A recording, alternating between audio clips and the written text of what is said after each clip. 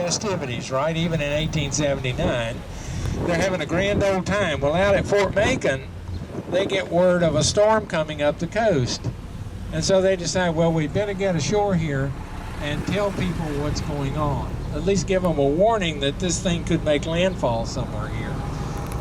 So they come over here and they try to tell as many people as possible what could happen, and they talk to the hotel folks, and their warning is pretty well ignored. So here comes the storm. Well, guess where it makes landfall? Right here. And that's why the Atlantic Hotel is no longer here. We have a number of people that barely got out alive, and in fact a couple of people did lose their lives. It was said that the governor had to borrow enough clothing to get back to the Capitol. So it's become known as the Great Beaufort Hurricane of 1879. Category 3, about 130 miles an hour. We don't want any more of those. The likelihood of that never happening again is probably slim, but let's don't let it happen in the next 100 years or so while we're here. Dick stopped here because I always like to point out, this will be a big thrill for you. See that building across the parking lot with the narrow end facing us? That's all that's left of the original inlet end. Now, isn't that a thrill? I think it's kind of neat, really, because you have to think about all the people that came here many years ago to do some of the same things that people do here today. Sit there and enjoy the breezes, look at the water and all that.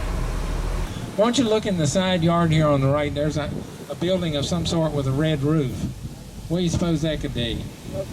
Smokehouse. Well, you're close, a smokehouse or a kitchen. That's a nice house. That's an old house right next to it there. If you had a house like that in the 18th or 19th century, you probably would not want to be doing what's called open hearth cooking in the house. Not particularly because of fear of fire, because if you think about it, they're heating a house like that with fireplaces all winter long. It has more to do with cooking odors and heat. Cooking odors because, let's say they're frying something, they're using animal fat, lard. So they're creating a lot of smoke and smelly odors that they don't want to settle on their nice things that they have bought from their agent in London. The other thing is, on a day like this, you want a hot meal at 1 or 2 o'clock, somebody had to build a fire at 5 or 6 o'clock in the morning. So imagine what that would feel like. It'd be really uncomfortable. So that's a couple of good reasons. While we're talking about trees, this is a sycamore here on the right. Now, if anybody's interested, we have a self-guided brochure at the Welcome Center that gives you a description of 28 graves in here. There are many more graves than that. In fact, the early burials in here were somewhere around 1700. But there's between 500 and 600 graves in there. And as I said, our little brochure will tell you about 28 of those folks. So on a nice day with a nice breeze, and I don't think we're going to have a storm right away, it might be a good day to come down. If nothing else, just walk through and take a look around.